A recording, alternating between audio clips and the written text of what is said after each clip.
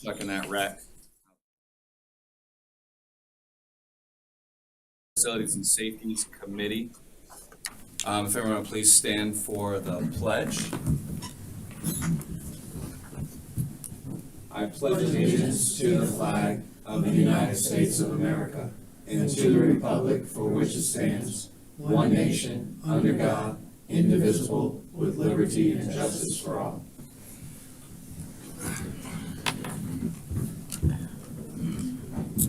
Public notification of this meeting has been published, posted, and distributed in compliance with South Carolina Freedom of Information Act. Sarah, I'm assuming we're all met up with that? Yes, we are. Perfect. And Sarah, could you call a roll call for us? Councilmember Tabernick, Present. Councilmember Reeds, Here. Councilmember Lawson, absent. Councilmember Howard, Present. Councilmember Glover, Here. Councilmember Dawson, Here. Councilmember Brown, Here. Councilmember McAllen, Councilmember Passament, Here. Vice Chair Bartholomew, Here. Committee Chair Cunningham. Present. You have a quorum. Thank you. Can I have approval of the agenda, please? I'll make a motion to approve the agenda. I'll second it. First by David. Any discussion? No discussion. We'll assume that is approved. Approval of the minutes from public facilities from November 21. This was last year's last committee. So moved. And a second.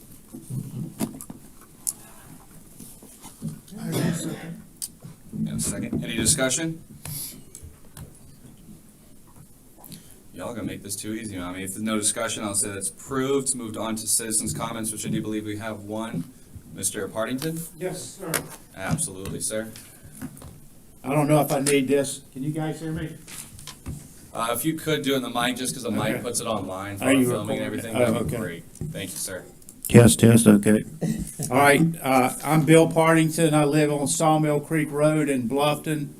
I've lived there about 5 years now. And on Sawmill Creek Road in Bluffton, we have a new fire station. We have all the commercial traffic coming out of Colleton River, all the lawn care trucks coming back and forth. And you have Victoria Bluff Wildlife Preserve there that's served by it, and Task boat landing at the end of it. So there's several people coming down the road that are not familiar with it, that take boats down there and all that. Make a long story short, we need a multi-path bike lane on that road.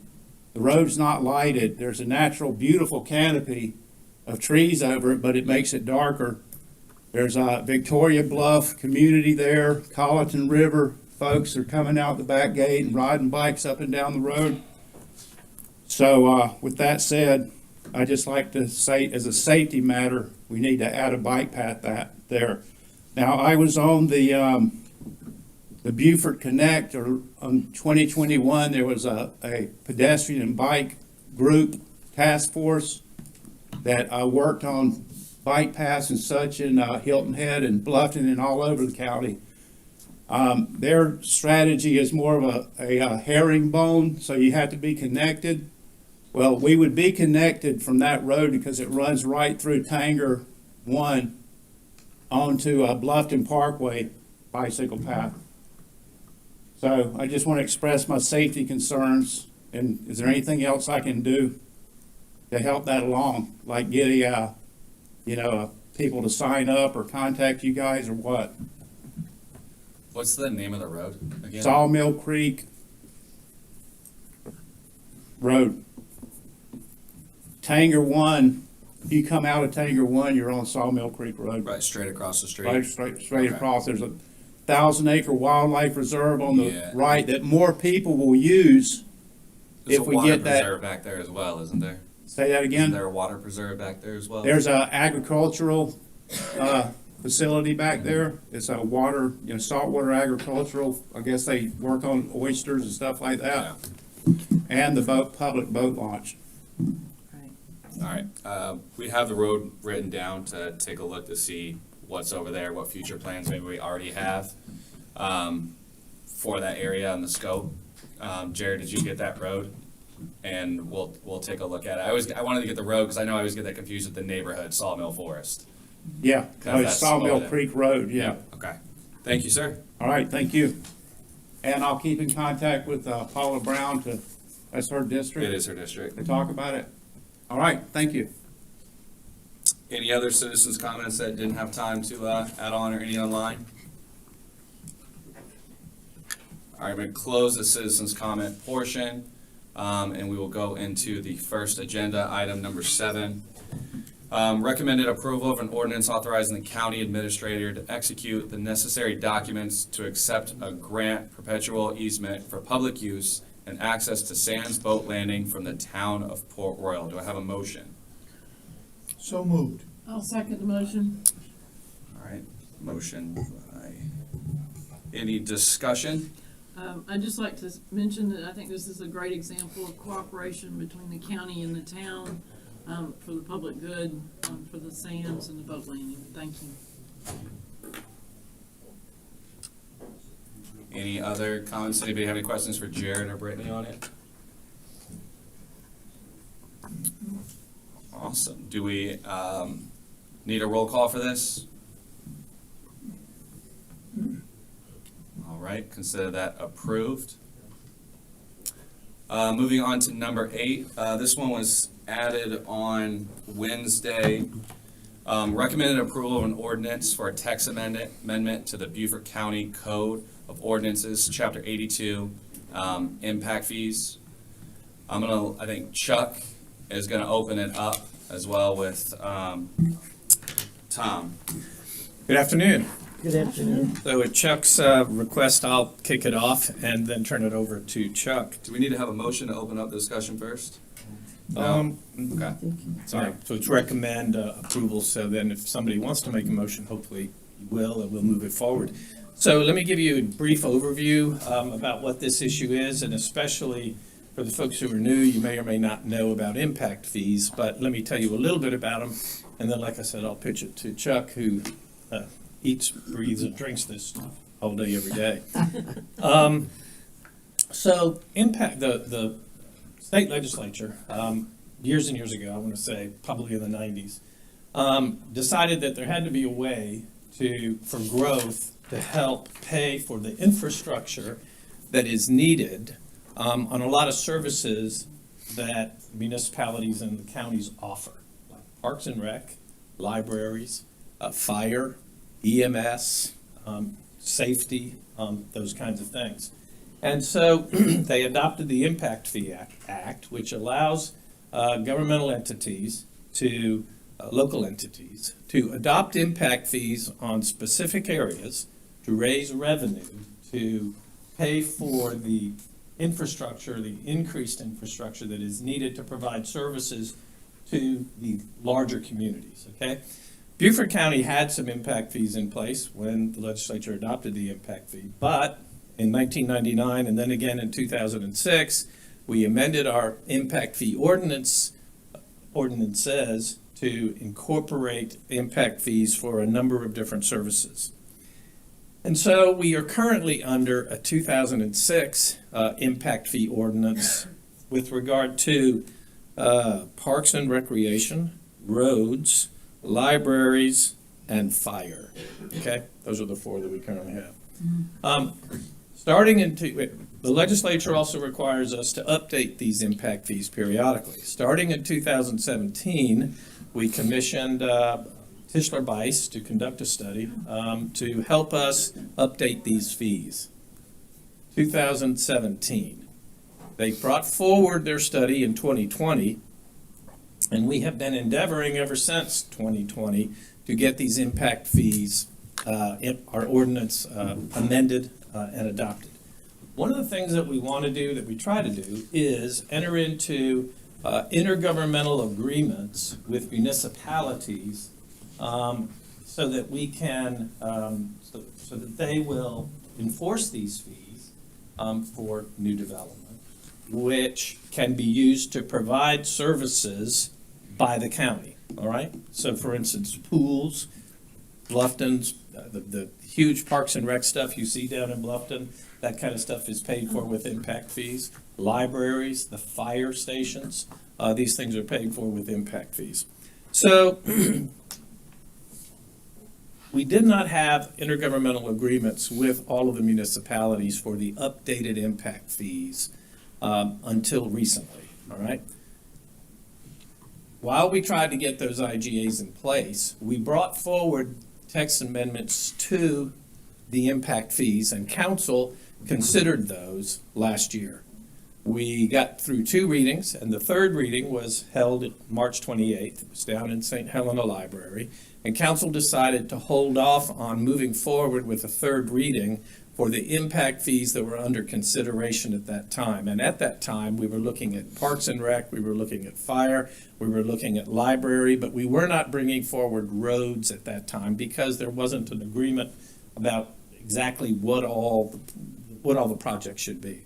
So council halted 3rd reading of the impact fees that we had brought forward at that time.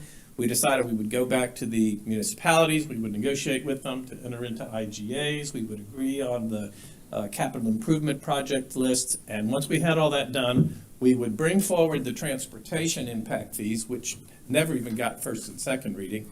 We bring it forward, catch it up to the 3rd reading, and then kind of move it all forward. Well, we, in the intervening year, almost, we've come up with agreements with regard to, with virtually all of the municipalities, all right? So then we were tasked with, okay, how do we bring this forward? We thought about it, and we thought that it really didn't make a lot of sense to try to just bring forward the transportation and then marry it to the other impact fees on 3rd reading, and instead, we would drop back and bring all of them forward. So what we have done is we have, what you have in your packet is the impact fee, the proposed impact fee amendments that were up for 3rd reading on March 28th for all of those impact fees other than transportation. And you have the transportation, the amended text amendments for the transportation, all right?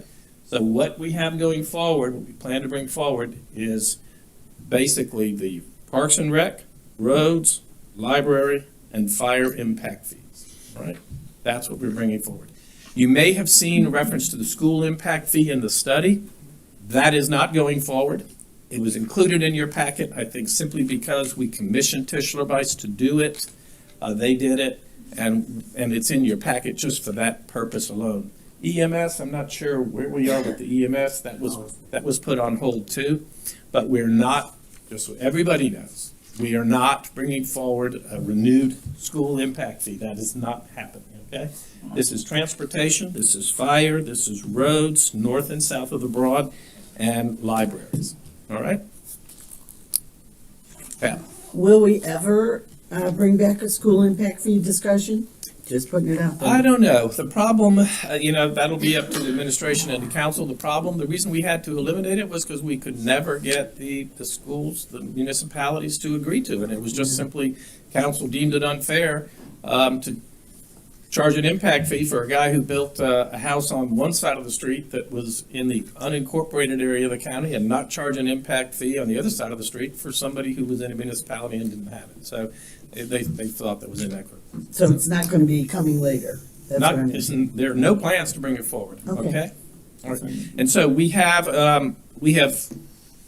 seen some IGAs with municipalities that have been adopted already. Some are in the process of being adopted. And with Hardyville, we are in the process of working that out, but they've agreed to them, so we just need to hammer out the terms. All right? All right, very good. Sure. Yeah, thanks a lot. Well, good afternoon to everybody. Tom always does a wonderful job at summarizing where we have been. He always does a better job than I could do on that. So I do want to address the school impact fees and the EMS impact fees in a little more detail. What we're trying to do with both of those is eliminate a mistake that is, not a mistake, but an issue over time that we have already felt the ill effects of. And that is where the county collects a fee, but municipalities don't.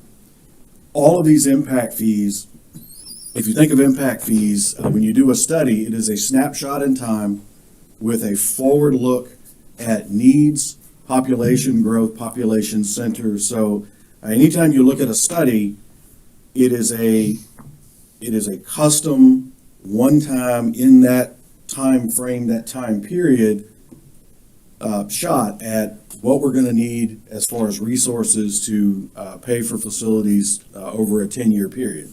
And then we are to update these every 5 years. So once we get this done, we get all of our IGAs in place every 5 years, we will be updating this plan. What we've had with, in particular, libraries and parks and rec is some municipalities have not been participating in that since 2006. Well, since the fee is calculated based on the 10-year need with everybody participating, it puts you in a position where you receive funding, but you can only fund a portion of the list for which you generated the fee for in the first place, if that makes sense. So EMS, there was no appetite for municipalities to sign on IGAs, much like with the school district, and the reasons why vary by jurisdiction. So that's why they're not in here.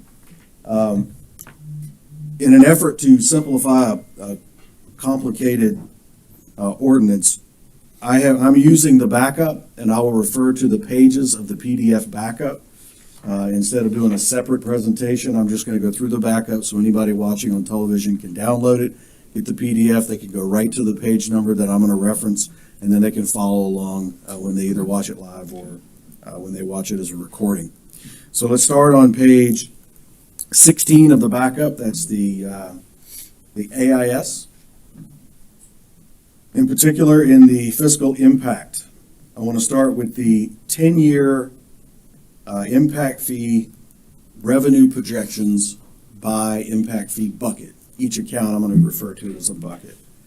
Road impact fee facilities north over 10 years, it's 29.8 million. Road impact fee, road facilities south is 37.7 million. Parks and Rec north is 4.2 million. Parks and Rec south is 3.6 million. Libraries north, 3.5 million. Libraries south, 3.3 million. Fire north, 6.3 million, and fire south, almost 10.2 million. So there are if you get into the study, there are a lot of different ways that the consultant came up with these numbers. We have a working CIP list. When you get into libraries and parks and rec, it has to do with population growth, what we have, what the demand will be, square footage of different types of facilities. If you get into the study, it's about 250, 260 pages, and it explains where they started and how they came up with these numbers. The tables that we're going to go through by bucket are how we're going to go about collecting these over the next 10 years. Any questions on that before I go to the tables? All right, so I'm going to go to page 33.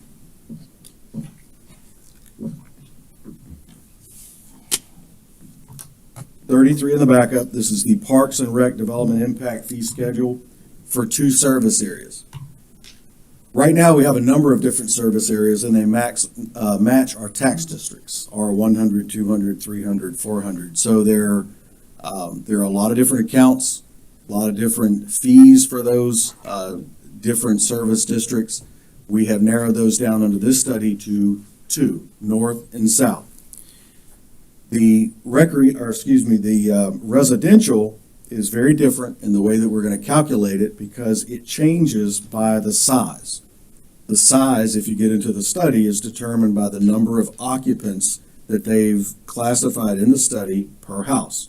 The larger the house, the more the demand, the more they pay. So it all goes back to the number of people and users and the growth of the population. That's where this is coming from. So north of the Broad, We'll do a 1,250 square foot house. North of the Broad is going to be a $590 fee. A new house, new development will pay this fee one time. 2,500 square foot house is $1,006. Again, that's new development only. One time they pay it. Once they pay the residential fee, they're done. South of the Broad, 1,250 square foot house is $353. A 2,500 square foot house is $588. Again, this is about, if you look at the north and south, we say, well, why is the north now more than the south? Well, it has to do with the anticipated demand, the need, and then the number of projected new builds, the population growth. So if you have an area that's growing very rapidly, you're going to spread that demand out over more homes, which means the house or the fee per house goes down. And that's all, again, explained in the study, and that's why there's that difference. Okay, so on page 34. Chuck, if I may intervene, Sure. so if you're looking at north and south and the residential aspects of it, and the demand is a key role in determining the fee, then I'm not following you, because the demand, as far as the number of people in the house, most of the growth is south of the Broad. So if you build a 25,000 square foot home north of the Broad, I don't remember the fee that said it was 1,000 something, and then south of the Broad, the same 25,000 square foot home would only cost you 500 and some change. So 588 south, 1,006 north. So the issue that we've had north of the Broad is we have a number of master plans. Let's say Burton Wells, some of these other master planned areas, they're not built out. And the reason that they're not built out, kind of like what Buckwalter has been built out, is because there's been no impact fee collection. The R100 district impact fee is $81 per new house. So we have a lot of need and desire to build parks and rec facilities north of the Broad, but there's no revenue source for it outside of either getting a bond or, some other alternate collection. Where most of the projects on the 2006 list south of the Broad have been built. An example of that right now, I was going through, look at impact fee accounts today. The Bluffton Parks and Rec impact fee account has $9.5 million in it, which sounds like an exorbitant amount of money. Well, about 5 or 6 years ago, when we did estimates on what it would cost to build out Buckwalter, a little over $9 million was the price tag. But we just had that requoted last fall in November, and the price tag came in at just under $22 million. So we're going to finish a number of ball fields. We're going to finish things out at Buckwalter, and it's going to cost us all of that $9.5 million. Where we've been collecting $81 per house in the R100 area, not much more than that on Ladies Island. We've got, $150,000 or so. I'd have to look it up again, but there's just not enough money to keep pace with what the demand is. So the idea is we have put, if you'll look on page 34, it may help explain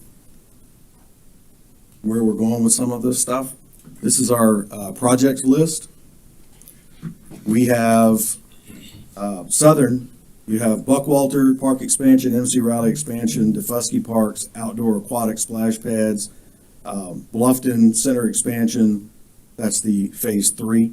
Then Passive Parks development, construction, community center expansion, recreation field. And then if you look at north of the Broad, it's a much more exhaustive list. Now, I do want to say that not all of these will be funded in impact fees. There was a prioritized list. It's all in the study of how they came up based on the growth, because you can only pay for demand with impact fees. You can't renovate things. You can't build things that are not included in the study and fill that need with that money. It has to be, this is identified money, and it has to be spent in a very specific way. So if you look at what's on that list, there are a lot of things that we need to do north of the Broad. Fewer items, fewer things that are left outstanding south of the Broad. Still a number of items, but that's why the two are there. So I would explain it this way. We're playing catch up north of the Broad. Let me ask you this, Mr. Atkinson. Yes. I understand the catch-up. Are you saying to this council that those who are coming here to Beaufort right now, who will be paying the impact fee, they should catch us up? No, sir, because impact Okay, fees. if you're not saying that, okay, that's good. No, that's not what I'm saying. Right. And you talk about the capital projects. I'm going to use as a comparison south of the Broad needing an excursion to carry all their family. That excursion, the big expedition to carry their family. North of the Broad don't have as many children or people. Should we be looking to buy a big expedition as well, or should we just try to get a little small Explorer? That's my question. When you look at the capital project and the capital needs, are you comparing the needs with what we actually need? Because there's no sense building something, facilities, just to say we got a facility when we're not basically utilizing those facilities and stuff. Well, I'll try to put this. Because of the demand. I'll follow you 100%, Yeah, okay. and I'll try to put it in perspective. So Parks and Rec North, the 10, based on this fee and based on the number of homes being built over that 10-year period, the total revenue projection is $4.2 million. Our need north is probably closer to $20 or $25 million total build out of all. That's my Parks and first Rec question. Right. Should people coming here pay that 25, or should So- people who are already here, we're just playing catch up? The citizens of Beaufort County should be a part of that catch up as well. So the reason this is only for the proportional share of the new people coming here. That's why I'm making the point that north you have $4.2 million collected, but the total, we're going to have to make up that difference if we build out everything over 10 years. So this is the proportional share of those people who are coming. It is not, they're not paying for, they're not paying for somebody else's responsibility. This is just the impact of those people coming in that 10-year period. Okay. So that's why it's at 4.2 and not 20 million, right? So if we built out everything on that list, it would be a whole lot more than 4.2. So it's just that share. The fact that a lot of people who moved into certain municipalities does not pay into Parks and Rec, well, then that is going to have to be shared throughout the county. And that's the downside of adopting impact fees when you don't have IGAs. So that's where it creates a discrepancy. When I say catch up, I'm talking about master planned projects that have been on the book for 15 years that have been stalled over time. But the folks who are paying under this are not paying for things that is outside of the impact that they're having. Does that make any sense at all? Sure. Okay. And the two municipalities did not pay recreation north of the Broad, Correct. correct? But they have agreed to do it in the future. Yes, we have IGAs either in the works, first reading, or already passed for all of these. That's why we're bringing them forward now. Okay. Right. So the South Parks and Rec is the 3.6, because if you look at that list, really what we have is the Buckwalter expansion and then aquatics needs. And then if we want to expand some of the other CIP projects south of the Broad, that's where we get that number from. Because we've already invested, millions of dollars there that have been collected by impact fees because everybody has been collecting them south. So, They were already signed an IGA.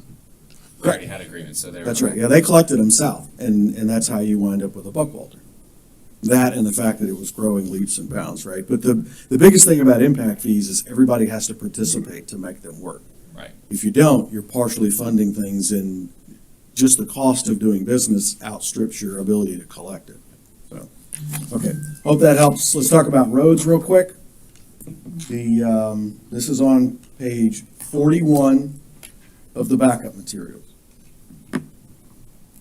So there are two fees that are collected on commercial properties, and all of the fees are collected on residential properties. For commercial properties, and I want to make this sort of delineation now, because roads and fire are the two that are collected on commercial. We're going to talk about roads. This is the residential table, and then we're going to talk about the commercial table on the next page. So road facility development fees north of the Broad, 1,250 square foot house, 1,896. And I do have examples that I'm going to share when I'm finished to compare what's being paid now and what the new fee would look like. 2,500 square foot house north of the Broad is $3,135. South of the Broad, the 1,250 square foot house is $1,939. The 2,500 square foot house is $3,231.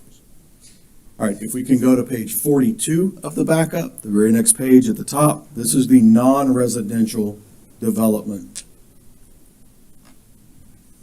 chart. There we go. So we have 4 different types of development that we will put, any development that comes in, we will put it in the most appropriate category. Retail, north of the Broad, this is per 1,000 square feet of floor area. And it's heated floor area, is how we calculate it, both for residential and non-residential. $4,513 for retail per 1,000 square feet. Office service, $2,243. Industrial, that would be industrial warehousing, things of that nature. Factories, that's $9,005. And institutional, which is $2,089 per 1,000 square feet. South, per 1,000 square feet is $5,024 for retail, $2,497 for office and service, $1,007 is industrial, and then $2,326 for institutional. So road impact fees are a little different than just by population. It goes off of the trip generation tables and the number of trips by use. You get into the backup material, there is a newer study than the 2017 for roads. They revisited that once we got knee-deep in the IGA discussions. The municipalities had requests for specific projects to be added to the CIP list. All of that was put on the list. We sent it back to the consultant. They recalculated it. That's why there are 2 studies in the backup. So the road one was completed, I think, in 2022, last September or October, and it updated these fees. That's what we were waiting on. Anybody have any questions on roads? Yes, ma'am. I'm looking at the paragraph right under that chart. It said, road facilities development impact fee shall be adjusted annually to reflect the effects of inflation. Good Lord. Did we already do that for So- 2022? Right, so you have to keep going. It's not the CPI. It is the ENR, which is the engineering new record, which is specific to construction cost by category. So in this new one, yes, every year we will update that by the ENR. Now, I will say that the consumer price index that we've seen inflationary growth on is really not comparable to this. One of the highest markers, I think, and I'm not an economist, but one of the highest markers is food and consumables, which would not really apply to this. So yes, it will update every year, but it's done specifically for that construction type. All right, any other questions on roads before I go? If the next 2 pages, 43, 44, that's your project lists. Page 43 and 44 of the backup, the general project list so that you can see those. That's the updated. This is what was included in the second study, and this is what those collections were based on. And again, road facilities north, 10-year total is $29.8 million, and road facilities south is $37.7 million. So, and again, we're not funding 100% of these projects These are proportional, it's a proportional share of those who are adding to impact by building new homes and moving here in the period of time in which this ordinance will be in effect. All right, library fees on page, yes, sir. Before you do that, item, traffic signal 16, traffic signal, type of improvement is traffic signal. Does that mean we're looking down the road of having to put 16 new traffic signals? Jared is coming to my rescue, sir. He's coming up and he's gonna answer that question for you. Answer that one. There it is. So the traffic signals, that's just a catch-all right there. We know that we're gonna have, traffic improvements that are gonna be needed over the course of 10 years. We don't know where. So that is just a catch-all, whether it's a upgrade to an existing signal or a completely new one to be determined, but that allows us the flexibility. Okay. And my question's gonna be a little more in-depth description for Buckwalter Parkway access management and roadway connectivity. So this is, and we've got this on most of the major corridors on South of Broad and North of Broad. So same thing, we don't know exactly where we're gonna need access roads. Right. But as development occurs, or if we need to fill in where development has met up with other development, anything along that. So for roads, in order to qualify for impact fees, you have to have safety and capacity. So these access management roads help you get to a signal that's already choreographed, and we have a access management plan on Buckwalter and Bluffton Parkway and other of the major corridors. So that's the purpose of that. So it's a kind of catch-all as well. So we don't know exactly Intentions what. of like a 4.5 mile road connecting Bluffton Parkway to Bluffton Parkway? Not that one. No, that's not the intent. Okay, just making sure. Yeah, good idea, but no, this is not what it's intended for. I have a question, Mr. Chairman, for Mr. Felix. Yeah. Hazel Farm Road, didn't we also get money from the 1 cent, from the sales Yeah, tax? so a lot of it, so this actually worked, we started this years ago. So the actual planning of it has been choreographed really well. It was perfect time for planning because we caught this on impact fees, on future sales tax, and then on our long range plan with LAST. They had to do a 5-year update.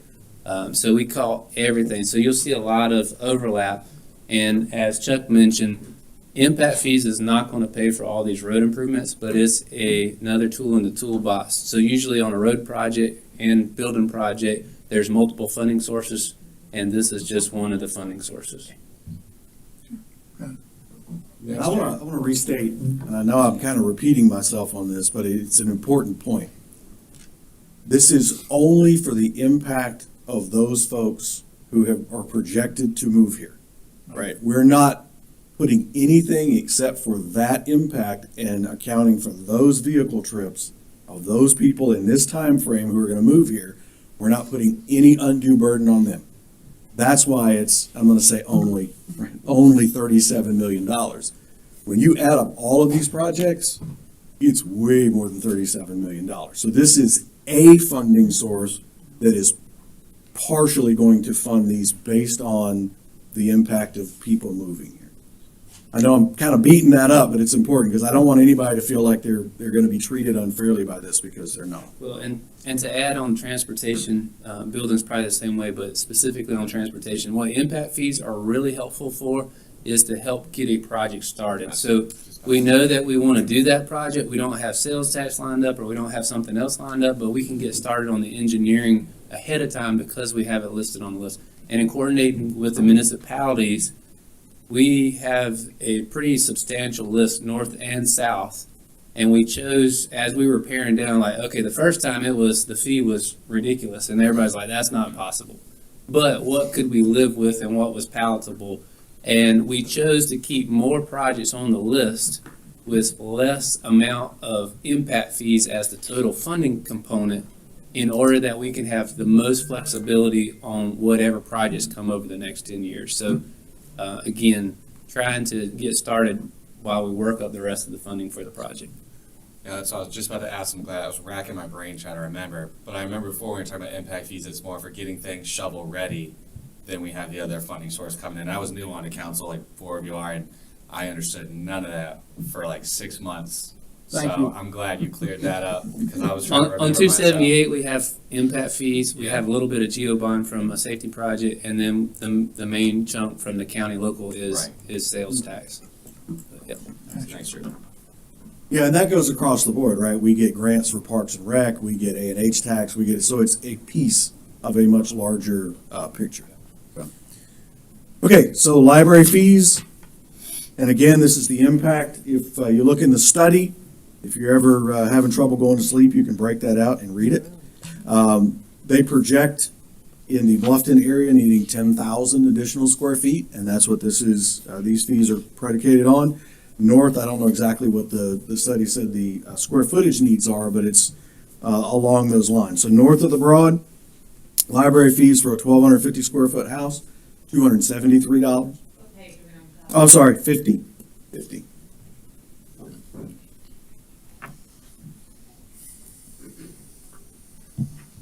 I'll wait for it to come up. There we go. Yeah, that's it. So 1,250 square foot house north of the Broad, $273. 2,500 square foot house, $466 north of the Broad. South of the Broad, 1,250 is $189, and 2,500 is $316. So fire fees are sort of a different animal. This is on page 56. And this is one where the footnotes are really important. If you don't mind, go to page 57 first. I think it would be easier to explain EDUs. There you go, right there. So if you notice in the table where it says low hazard, medium hazard, high hazard, it says 1 EDU, 0.8 EDUs. So what is an EDU? It's an equivalent dwelling unit. The only way I can describe it is it equals 1. It's a starting point. And on this chart, that starting point is low hazard from 0 to 1,000 square feet. So having said that, let's go back to page 56, go through the chart, and then I'm going to read the footnote, and it'll all come together then. So the Bluffton, 1,250 square feet, $600 for the south of the Broad, Bluffton Fire District area. 2,500 is 991. 1,250 north of the Broad is 742. And 2,500 north of the Broad is 1,260. If you could scroll down to the item B that's right there below the table, I'm going to read a portion of this. It says, for non-residential development, determine the fire hazard level of development and apply the fee schedule per 1,000 square feet of development under the table that we just looked at, the first table. Fire facilities development impact fee for non-residential, assigning a fee of $953 for each EDU or fraction needed thereof in the Bluffton Fire Service District, and $1,178 for each EDU in the North Beaufort, in the North Fire District. So if we go back to page 57, between where it says up to 1,000 and 1,001 to 5,000, you would put a plus sign in between each of those boxes. So low hazard is non-combustible, medium hazard is combustible, and high hazard, the way I like to look at it, is it's explosive, a fireworks factory. So we really almost never have high hazard, and we very, very rarely have low hazard. Even a completely non-combustible building, if you use it for storage, something is going to be combustible in that building. So when you look up in the fire code, the different hazards and ranges, typically it's the medium. So we would take that multiplier, the EDU, 953 for Bluffton. For up to 1,000 in medium, we would do 1.5 plus 1.2 for each EDU between 1,001 and 5,000 plus 0.75 EDU from 5,001 to 10,001 plus 0.15 EDUs for anything over 10,000. It's kind of hard to explain, but those are sort of the nuts and bolts on that. Any questions about the fire? Bluffton and North have both already agreed to those. Yes. Yeah, when you say agree to it, so the study, based on their demand and based on their need and based on that proportional share, yes. Right. The actual numbers, the only thing that they had to go back and restudy were the roads, Okay. and that's what that second study is for. Okay. And the city of Beaufort and Town of Port are in our fire. Right, yes. Hardyville, Yeah. Town of Hilton Head, City of Beaufort, and Port Royal, they have their own fire departments. Right. So Town of Bluffton, even though the fire department is named the Bluffton Township Fire District, is a county fire district. So our impact fees, they will collect those and it goes to support that. All right, so what I'm gonna do now is, in very broad terms, I'm just gonna give you sort of a comparison. And I really hate to do this, but people wanna know whether it's going up or going down. Well, I'm gonna compare whether it's going up or going down, but what it represents is different, because again, each one of these impact fee studies is a snapshot in time. So you can't go back to 2006 and say, well, and compare those. They're very different, but everybody wants to know, is it going up or is it going down? So residential north, currently, this is an average of the 1, 2, 3, 4, and 700 districts. The current fee, all inclusive for the road, fire, library, and parks, is $21.25. That's the midpoint. Is that on a page somewhere, Chuck? It is not, no, sir. All right. I just calculated these out for a reference. I can put them in an email if you want me to. 21 what? I'm sorry. $21.25. Thank you. And to show you how far down in the weeds we could get with this, the fire fee, Ladies Island is $633, Port Royal's $479, St. Helena is $633, Labico's $181. So you can see when you start adding these up, you would have to do a house in a specific district, add them all up and compare that. So I did an average of all of those. The north of the Broad, that was for, let's see here, so $21.25 under the current schedule. A new north of the Broad 2,500 square foot house is $58.61. A 1,200 square foot house is $35.01, largely because the road number's going up. Residential south, currently, we are at $54.82. That's in the Bluffton area. Then the new south, the 2,500 square foot house is going to be $51.26. 1,200 square foot house is $3,081. As an example for commercial, I did general retail at 5,000 square feet. Current north of the Broad, the road fee would be $19,900. The fire would be $3,300. The new north road would be $45.13 times 5, which would be $22,565. That's that EDU multiplier times the square footage. The fire would be $74.23. The south current would be $31,544. Fire would be $3,030. And the new number for the new one would be roads, 5,024 times the 5,000 square feet is 25,020. And the fire would be 6,006. So if that gives you, there's no big shocker here. North of the Broad, the road, the need is up. The fee goes up a bit. Everything else across the board is pretty comparable. I hope that made some sense. Any questions? Does anybody have any questions for Chuck? I got just one if I could. Could you provide me current impact fees today compared to what you're proposing to move forward? No, not today.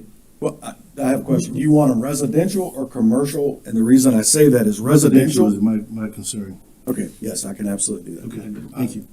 I have them. I can read off if you want them.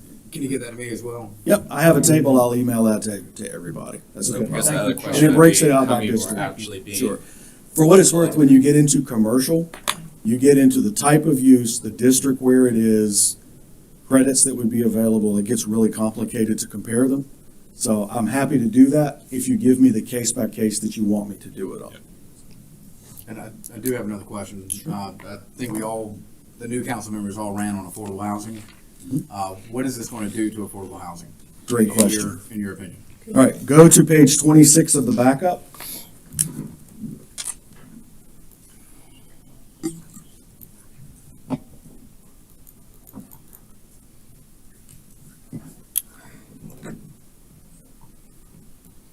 There you go, right there, that's the table. Okay, so AMI, and for the sake of time, I can send out the AMI numbers, right? It's based on the number of wage earners in a house, 15 years or older, all right? And then the more wage earners you have, the higher the AMI gets. So the categories where we provide discounts, if you are over 80% AMI, you get no discount. If you are 60 to 80, you get a 60% discount. If you are under 60% AMI as a household, you get a 100% discount. Now, impact fees don't just go away. You have to pay them with an alternate source. So we have a Beaufort County Affordable Housing Fund, and we will fund these as long as money is available in that fund to offset those expenses for affordable housing. Now, there's two ways that this works. One is an individual building a house on a lot. What we have an application for that. They provide us their last year tax return, pay stub. It's all done very confidentially, and staff go through and calculate this. And as long as money is available in that housing fund, we will credit them if they fall in that category. That's on an individual basis, and there is no following of that project. It's paid. If they live in it a year, 5 years, whatnot, they get it. Now let's talk about the developer building multifamily. That's very different. What we will do is enter into an agreement, or they will enter into an agreement with us and define how many units, what the AMI percentage they want to get to, and then we require either or both a signed agreement with the county and deed restrictions over time to ensure that rents are held to 30% of their income based on that AMI level. So it would be 60% of AMI. What is the rent based on that they could afford at 30 or 35%? And that's listed under item 5. It explains all of that. But in a nutshell, that's how that works. You actually answered my follow-up questions with that, but I actually have a separate question too. Can you explain to me the payment under protest and mediation process that's in all of this? Yeah, sure. So there are credits that can be received. If they want to put in a traffic light, if a developer wants to put something in that the county otherwise would have been putting in anyway, they can say, look, we want to get this project going, but we want you to research it, but we don't want to hold up our project until, you guys come up with the number and we reach an agreement on this. We will pay the whole amount in protest. Or if there's a discrepancy of a credit or something of that nature, right? Something was built back there in the 1970s, but it was torn down in the 80s. But I can't prove that it was there. But I'm going to pay somebody to do the research and come up with proof that it was there. Great. You can get your permit if you pay us, pay it in the protest, and then once we clear it up, we will refund the money. So, but once it's proven, they get their refund. I mean, we don't hold anybody's money. That's not what we're trying to do. We just want to make sure that the county is made whole. We do not extend credit to anybody. Thanks. Hope that helps. Yes, no, absolutely. Thank you. So yeah, we put you guys in a tough spot with this about a year ago, right? We gave you guys a tall task, and when we looked through this on Friday when the rest of it got sent out, y'all did a hell of a job. Thank you. Y'all really did getting it done. I know it's hard working with municipalities and getting the lines of communication and coming to medium ground to get it signed, but I know what it was like when we were going back and forth ahead of time when we were trying to move forward. So I appreciate your guys' work on that. This does have to go to council if we want to move it forward, so I will look for a recommendation for that. I will make the motion that we recommend the approval of the ordinance as stated. I'll second it. Any objection? Done without objection, and we will move on to number 9. Thank you, guys. Recommend approval of a resolution to commission Animal Service Officer David Duffy. Do we have a motion for that? I'll make that motion. A second? I'll second. I'll second that. Second, David. Any objection? Nope. Done with no objection. That is passed. Number 10, recommendation to award IFB number 011023E, Year 6, resurfacing and CEI. I believe, Jared, you have, already on his way. He's ready. All right, this one's pretty straightforward. First off, CEI is construction engineering and inspection. So just to make sure what we're paying for what we get. So this is year 6 rejuvenator 2. Let me explain some of these terms. We talk in this jargon all the time, so sometimes putting it back in lay terms is difficult for us engineers. Rejuvenator is just basically an application that we put on good asphalt to keep it good for an extended period of time. So it's part of our paving we do where we put regular asphalt, and then we also have applications where we put this rejuvenator. This is part of our 5-year plan. So we have a 5-year plan that we work through in partnership with CPC. So this is paving on our county-owned roads. And then we also have a commitment for CPC that we have to spend so much on DOT paved roads. So this is for a bid that went out for year 6, which year 6 as part of our plan is mostly rejuvenation. We put that out and we received a bid in the amount of $3,173,766,000. So this would be the approval of, and that includes both the rejuvenator and the construction engineering and inspection. So this would be a motion to approve that award so we can move forward with the year 6 resurfacing program. Any questions for Jared?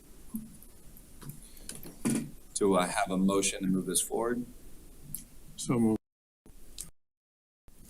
A second? Second. Any objection? And this will be done with no objection. Moving on to number 11. Thank you, Jared. Recommend approval of a contract award for A&E services from Kinley Horn and Associates to provide design and construction administration for the Bailey Memorial Park located in the town of Bluffton. Do we have, I don't think, we don't have a presentation on that one, do we? Questions if need be? Okay, do we have any questions for, I'm sorry. Eric Clausen, thank you. Do I have a recommendation?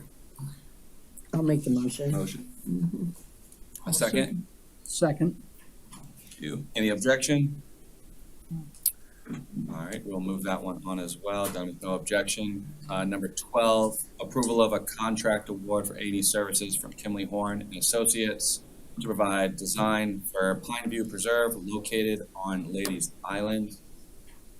Do we have a motion? I actually have a couple Questions? Absolutely. Well, actually, just one question. Can you explain to me the summary score sheet that's included in the packet? Yes, sir, I can. Good afternoon, Council. My name is Eric Larson. I'm your Capital Projects Director. A pleasure to be with you today. I will try to explain this, and if you get questions get too complicated, I'm turning it over to Scott. We had 2 companies propose. You see that Castillo and Company and Kinley Horn, and there was 3 members on our committee, on the selection committee, that reviewed their proposals and did interviews. And those are listed there on the evaluators. The possible points were 300 out of possible 300 points. And so Kinley Horn scored a 261 versus 200. Now, what we did is these projects, the one you just voted on previously, and this project we put out together as a package. And so you're seeing this as 2 action items because it's 2 projects, but it was actually 1 selection process for these consultants. Does that answer your question? Yeah. Okay. Thank you. and you could, Stephanie could, either one, kind of go over the park itself. I see here, and I'm assuming that the darker lines are the roads itself, and the connecting with pathways of some sort. Tell me exactly what we're going to be doing at that Pine View track. Yes. Good afternoon, Stephanie Najid, past Parks Manager for the council members. Both of these properties went through a conceptual planning process about 1.5 years ago.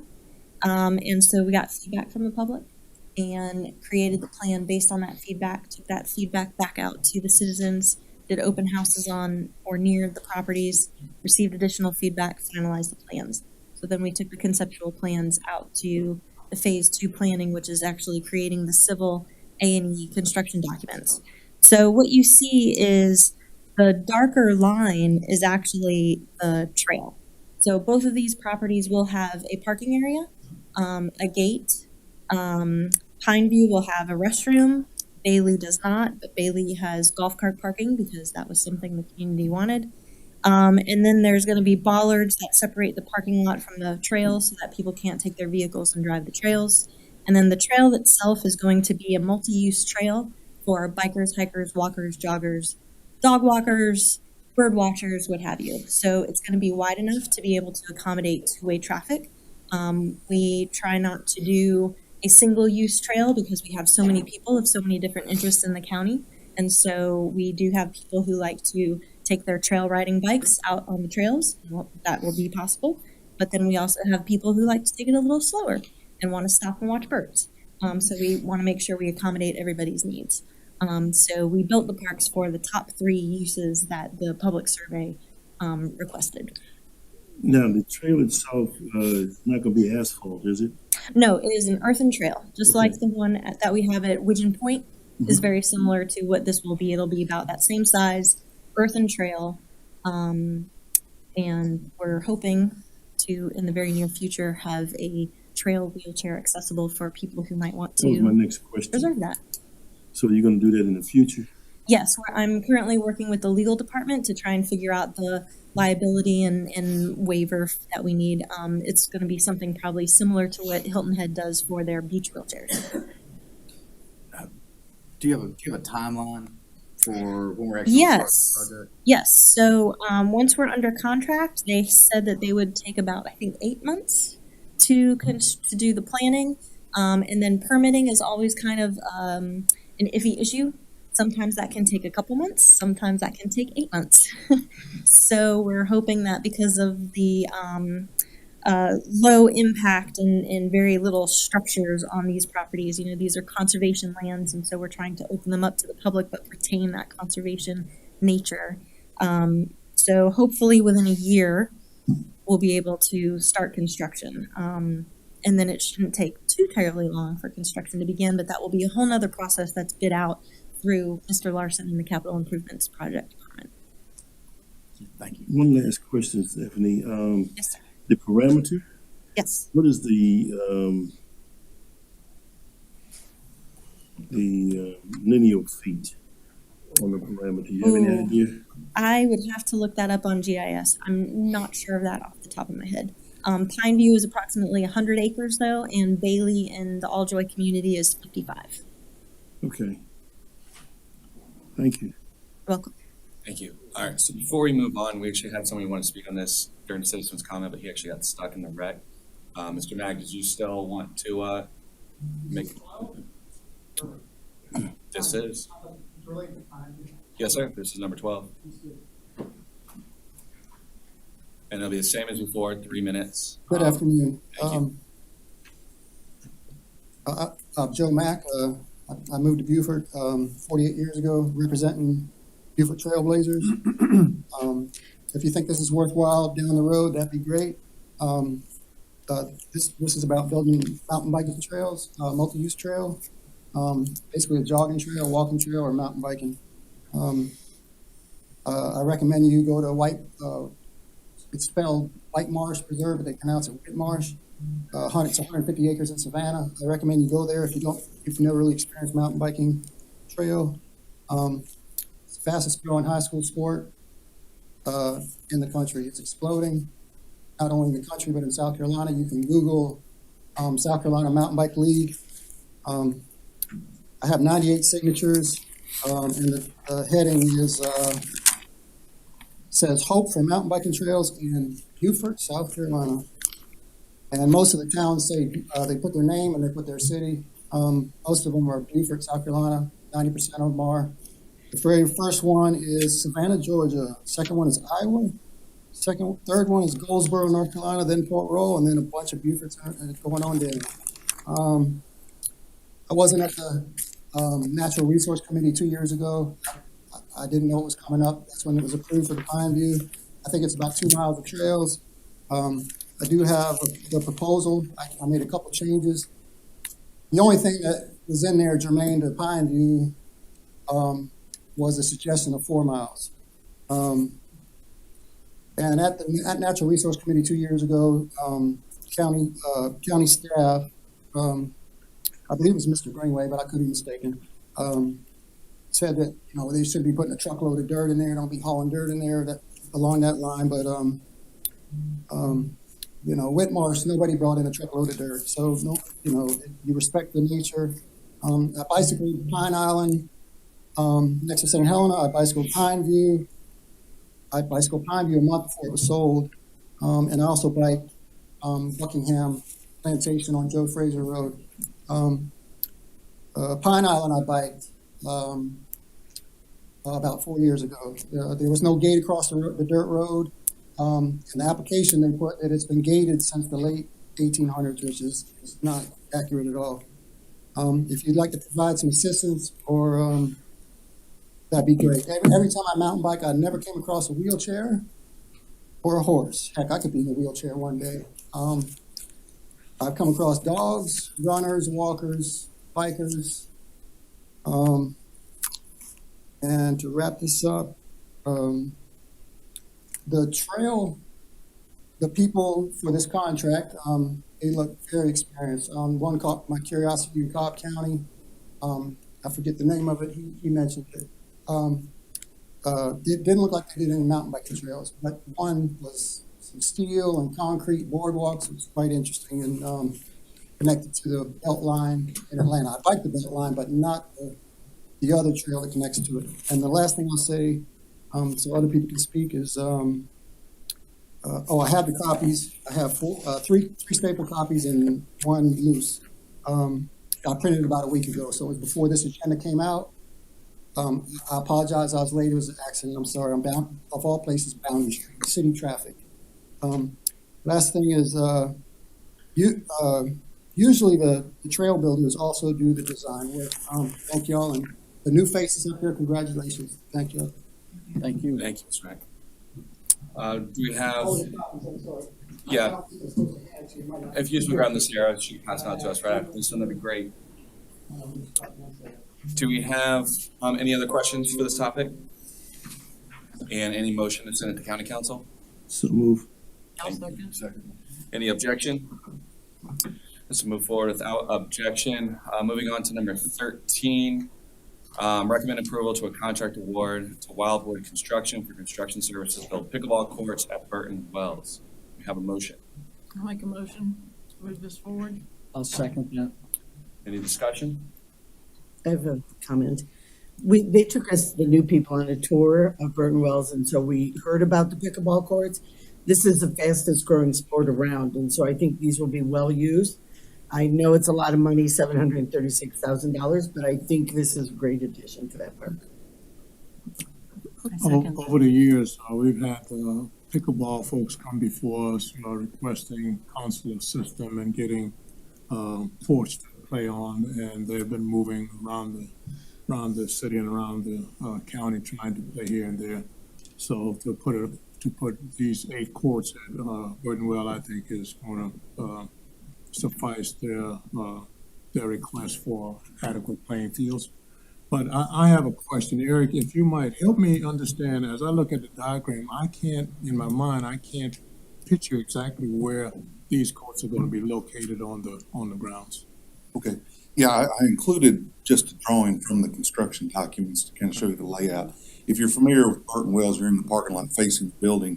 You have the senior center on the right. It's in a separate building that's connected by catwalk. Right. The lawn behind the senior center is the location of That's where this it's going. big wall. You can actually see if on the top, on the edge of the page, right by the Andrews Engineering logo, you see that partial rectangle. That's the senior building. So this is next door to the senior building adjacent to parking. All right, good enough. Any objection to move this forward? No objection. This will move forward to county council. Quick question, sorry. Who made the second? I couldn't hear. Sarah, I did. Tom. No, thank you. All righty. Moving on to, I think, number 14. Recommend approval of a contract award to Nick's Construction Company for construction services to build restrooms at Elderly Field in the town of Port Royal. I'll make a motion to move this forward to full council. I'll second it. Any objection? This will move forward with no objection to county council as well. And number 15, recommend approval of a contract award to HDR Engineering for solid waste and recycling on-call consulting. Do we have a recommendation? Chairman, Absolutely. can I get a little background on this one? Just where did it come from and why is there a need for that? Yep, absolutely. So, this is something that we've done in other arenas in stormwater, traffic, transportation, and CEI. We have an on-call contract. So we do a pre-qualification of several vendors that submit. In this case, we had 5 and we selected one. Depending on the workload, we may select one or multiples. What it helps us do, once we have them pre-selected and we have a work order come up, we can ask them to get a fee and scope, and we can expedite the procurement process. So we don't know exactly what services they'll be performing at this very second, but as those requests come, we'll get that to them. Depending on the procurement limit of that work order, it'll either come back, it'll be under administrator's authority or come back to committee or council, depending on that. But in this, what we envision is first for them to look at improving operational efficiencies and reduce program costs in their solid waste department. Okay, and if there is such fees going to be paid for this, where do they come from? So in this case, this is inside storm or solid waste is its own enterprise fund, so it would be out of the enterprise fund. Okay. Thank you. I have a question too. So, the estimated annual cost is going to be $500,000 for their consultation services? Yes, so they're on the shelf. They're not charging anything until we issue them a work order. So we, for program purposes and budgeted purpose, just put $500,000 of professional services. Whether we use that or not, if we use it, it's there. If we don't use it, again, it's in an enterprise fund, so those funds stay there and we roll it over the next year. Okay. Would they be helping out with the MRF facility? Yes, they'll take a look. Now, the MRF itself, they are already contracted as for the design on the MRF. But if there's any associated outside of the scope of that contract that we need to look at, they would take a look at under this potential contract. Look for a motion to move this to county council. So moved. Second, please. I'll second it. Either one. Any objection? All right, this will move forward to county council with no objection. Next, we're going to move into executive session. We have 2 items. Both of them have to do with negotiations on properties. Number 16 is the cooler track, and number 17 is Dan Castle, Sun City. Do I have a motion to enter executive session? So moved. Second, please. I'll second it. Any objection? 416 will move into executive session. Yeah, I think we have to. No, it's everybody leaves. Just put it out there. Sarah, do we need to go to the back room?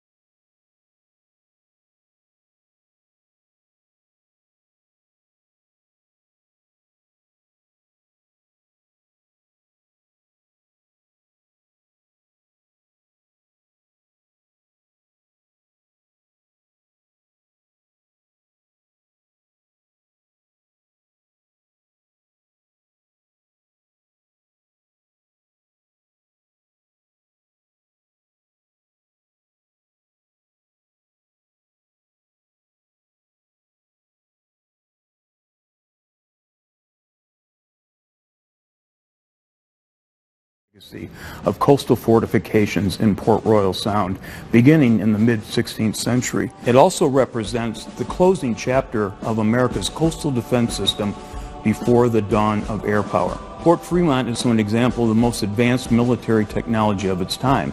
It would parallel the B-17, an aircraft carrier of World War II, the F-35 of today. Fort Fremont was an important part of the Beaufort culture, very similar to Parris Island and the Marine Corps Air Base today. In 1525, the Spaniards named this sound and this harbor Santa Elena. They called the navigational point La Punta de Santa Elena, the point of Santa Elena. And what the Spanish explorers discovered is that Port Royal Sound is a unique piece of geography. It's the deepest natural harbor south of the Chesapeake Bay, possibly south of New York. The channel into Port Royal Sound, this I find a remarkable geological fact. The channel has not changed for 500 years. There's no inlet on the southern coast that hasn't shifted entirely in 500 years, except Port Royal Sound. There's something geologically different, or one might say magical, about Port Royal Sound. So Spanish sailors, being the best in the world in their time, found this place very early, knew that for the Spanish explorations of the American Southeast, this would be the entrada, the entrance. And so they built a city across the river, across the sound from where we are on Parris Island. It became the first capital of Florida. And they explored the backcountry from this location for more than a century with the object of building a highway from this magnificent harbor to Mexico City. So the Sound was known to the Spaniards. It was known to the French, who actually got here first and created the first Protestant colony in the New World on Parris Island over my shoulder. And that colony was a failure. The Spaniards replaced them. It was part of Spanish Florida when the English arrived 150 years later. And this became, as a consequence, a battleground in the 18th century between Spanish interests in Florida and St. Augustine and the English colony in Carolina and in Charleston. And back and forth these wars went, many of them naval wars, many of them employing, as all the sailors knew by then, the magic of Port Royal Sound. When the Civil War came, Confederates defended the harbor, but it was basically indefensible against large naval forces.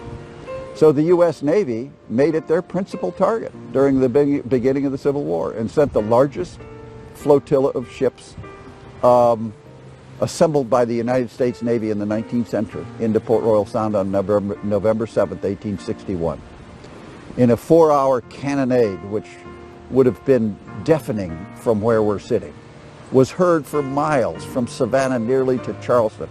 It was called the Day of the Big Gun Shoot. During the Civil War, this harbor that we're looking at was filled with ships. There would be hundreds of ships in this harbor. There was a 1,000-foot dock with a railroad on top off of Hilton Head. The military installation was mammoth. There were 13,000 U.S. soldiers on Hilton Head, which we're looking at. The largest population on Hilton Head until 1974. So this was a major U.S. government installation in the heart of the South. It was the headquarters of the U.S. Army Department of the South, but more importantly, it was the headquarters of the United States Navy South Atlantic Blockading Squadron. So the biggest ships in the Navy were here. And so it became, and that's really where the story of Fort Fremont starts, with that huge Civil War military operations and installations on Hilton Head, on St. Helena Island, on Parris Island, and in Beaufort.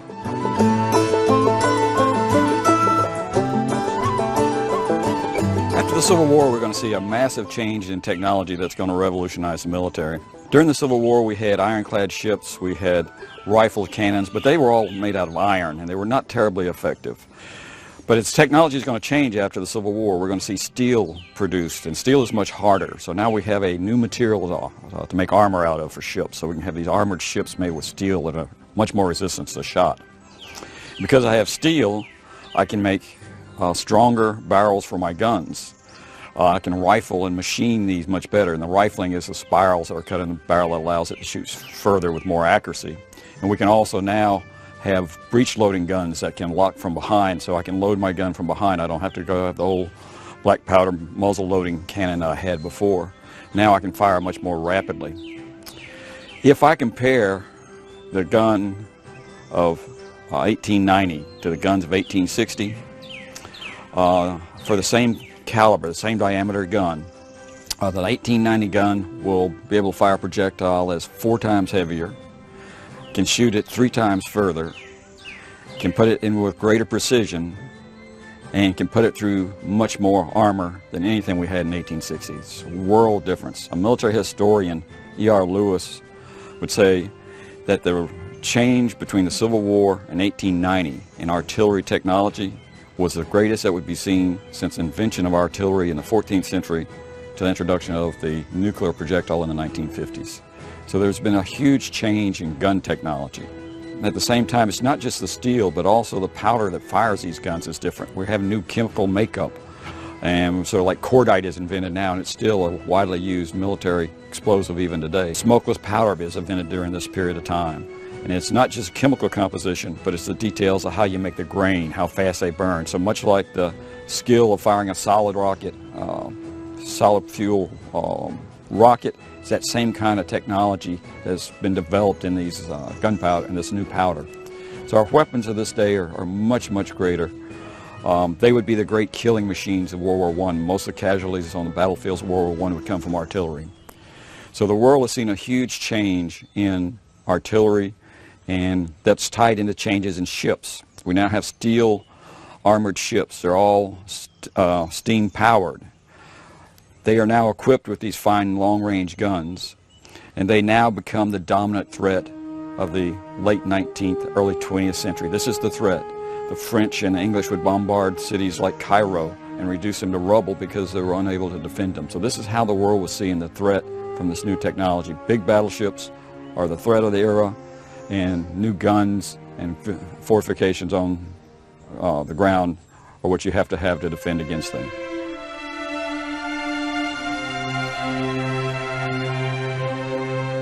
One of the most important and first things that happened after the Civil War is they built a railroad to Port Royal Sound, which didn't exist. It was the first connection of the Sea Islands to the mainland. And the advantage of that railroad is it brought coal to Port Royal Sound. So when the coal was delivered, the Navy followed. In 1872, Robert Smalls was in the South Carolina legislature, and he pushed through a resolution to the Secretary of War calling for them to put a Navy station on Parris Island. And eventually he would go on to Congress, where he would continue his support for a Navy station here in the Beaufort, Port Royal area. They eventually opened a Navy station here and a coaling station. They created in the 1890s on Parris Island the largest dry dock in the United States. This is the period when the U.S. Navy was switching from sail to steam. All the navies of the world need a coaling station. This was the principal coaling station, because of the railroad, for the Caribbean and South American U.S. fleets. This would be the biggest dry dock south of Norfolk. In fact, it is the only dry dock south of Norfolk, Virginia, that's capable of taking these new modern battleships and these new modern armored cruisers.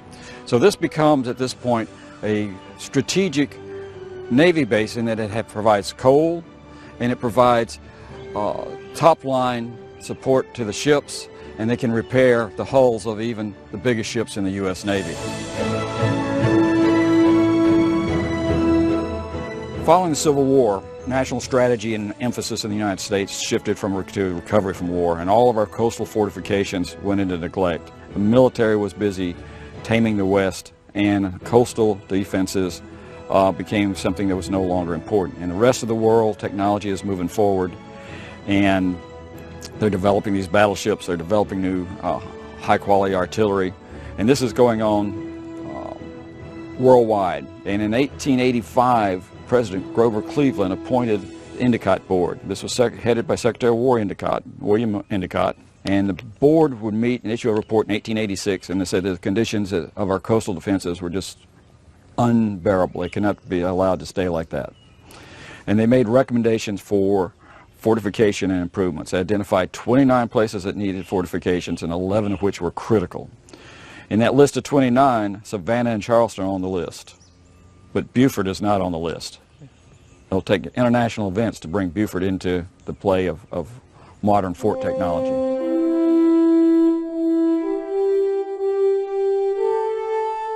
So the USS Maine was here on patrol and in the harbor, and while they were in the harbor several times, they entertained the local population.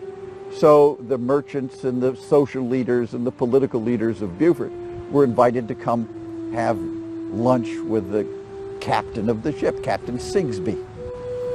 And the officers got to know the people got to know the officers. The crew, which was large, would go ashore on payday and make friends with everybody in town. So it was a very social arrangement between the towns, Port Royal and Beaufort, and the ship. So the Maine left here, it went and reprovisioned, it refueled in Key West, and then went the 90 miles across to Havana into the harbor and blew up.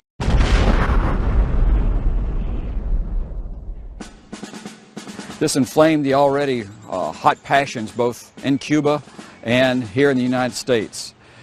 At that point, somebody in the War Department realized that we had this big dry dock, the only dry dock in the South that could take on and repair these big capital ships that were in our Navy. We were going to start operations against a power in the Caribbean, and this fort was totally undefended. And that's what put Fort Fremont on the map. We had to have a fort here to defend the coaling station and especially this big dry dock, as well as this fine harbor that's here. And of course, that event, which killed 300 or more sailors on the ship, was very much followed by the local news media and very much lamented by the many friends that the crew had made here. The destruction of the USS Maine was a personal matter to Beaufort and to Port Royal Sound. And of course, it was the Spanish-American War and the attempt to defend this harbor again, which led to the creation of Fort Fremont. The United States declared war on Spain in April 1898. And by early May, we had temporary batteries in place here, submarine mines were in place, and in the summer they would actually place the mines across the Beaufort River behind me. The temporary batteries were a temporary expedient. They were located to my left about 1,000 yards. They immediately began construction of what would become Fort Fremont. The large batteries would house the large guns. Battery 4 Nance, the rapid-fire guns, the smaller battery, was completed by June of 1898. In 1898, everybody in town went to war. They had a naval militia unit, South Carolina Naval Militia Unit, and they were absorbed by the Navy. Many of them ran tugboats from here to New York to Key West, which was the principal support base, Tampa and Key West, for the U.S. Army operations in Cuba. Peace was declared by the end of 1898, and the remainder of Fort Fremont would not be finished until early 1899, and the first soldiers would arrive from the regular Army at that point in March 1899. Well, Fort Fremont was named for Major General John Fremont. He was actually a local boy, so to speak.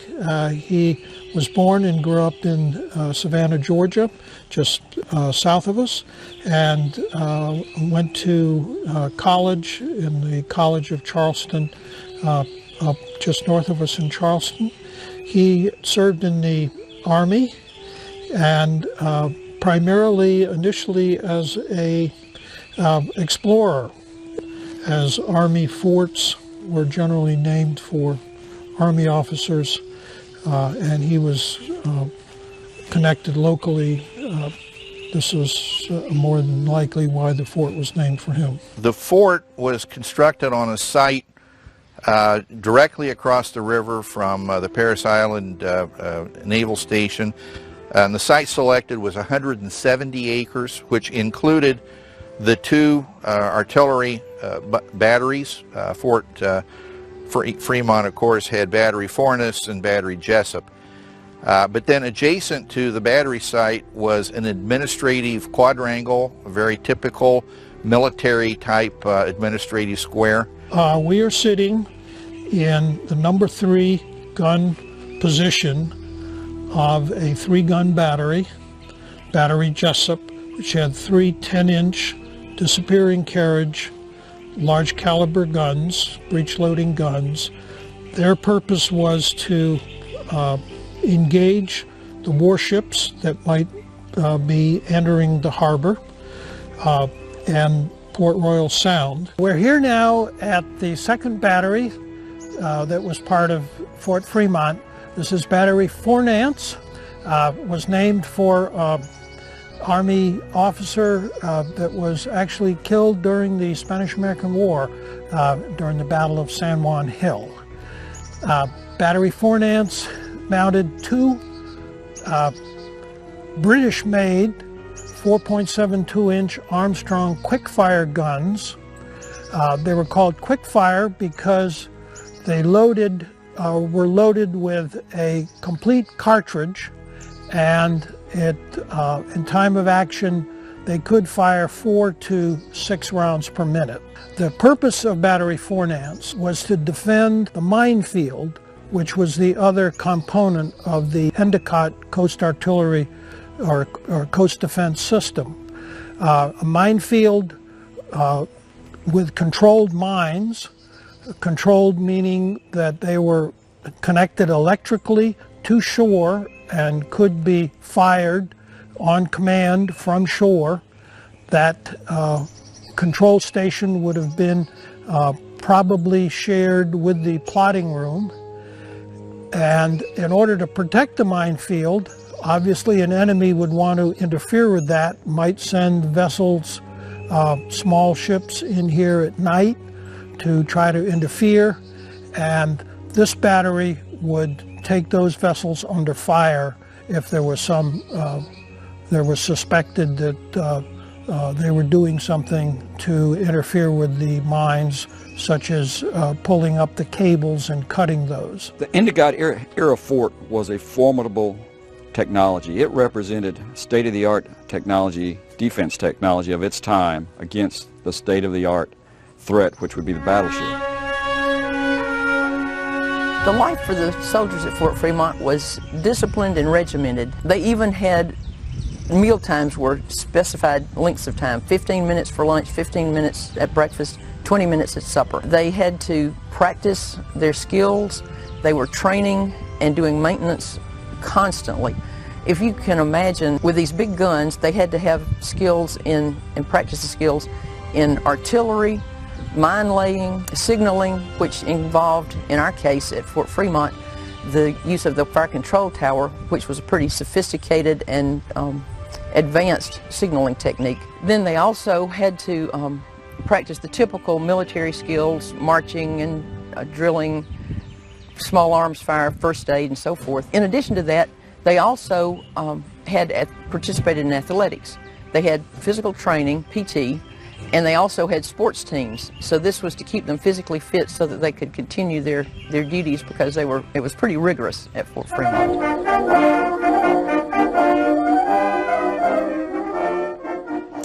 When eventually the decision was made to move the dry dock and the coaling station and the Navy station up to Charleston, then this fort no longer became significant. There was nothing left here that was to be protected. And at that point, 1911, the last troops were transferred out and the fort was closed. In 1901, the mayor of Charleston and the United States Senator Pitchfork Ben Tillman from South Carolina wanted this to move from Beaufort County to Charleston County, because there are more votes in Charleston County, and the mayor wanted the U.S. Corps of Engineers and the Navy to dredge the harbor in Charleston, because battleships in those days required 26 feet of water. Charleston's natural harbor is 15 feet of water. Port Royal is 30 feet of water.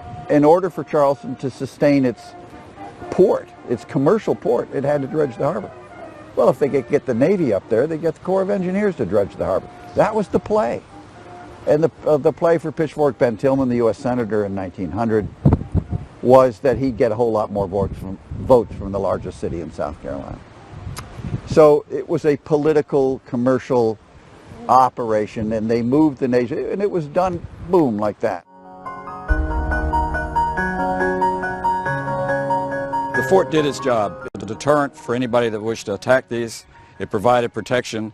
In fact, the whole Endicott system, although never challenged in this era here in the United States, provided some 300 major guns, coastal guns, to protect major areas, and left the United States at the beginning of the 20th century with as well-defended coastline as any place in the world. But I would just like to say that it's a magnificent artifact of an era. And it's an era that has been neglected.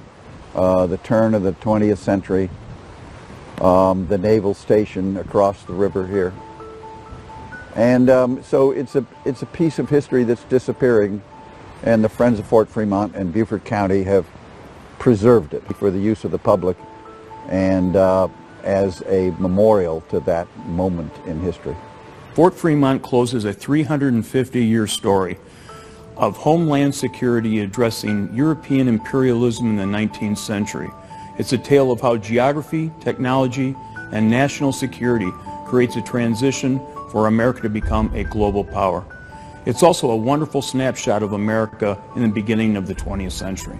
The Friends of Fort Fremont and Beaufort County have a valued partnership working in tandem to preserve the fort's integrity and promote the historical, natural, and cultural aspects of the fort. Most important, we are always looking for creative ways to enhance the visitor experience.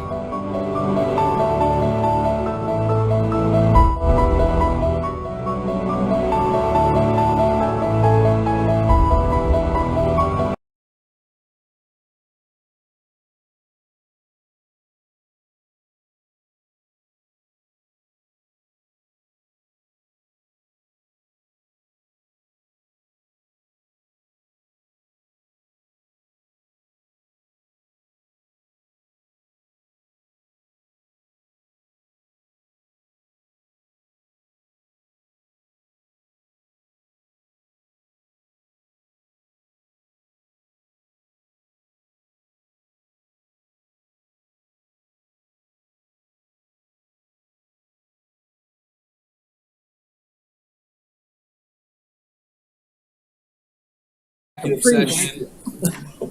It's scary. Yes. I gotta be hit. We're still waiting on a couple more to get back. We need them to vote. Yeah, we're coming back. I don't know where the rest of them went. Maybe they went to the. Why are they here? We don't have one. Oh, That's the record. all right. They merged together. Are they coming, Joe? Let's make sure I give you guys a couple minutes. Oh, we got lots of time.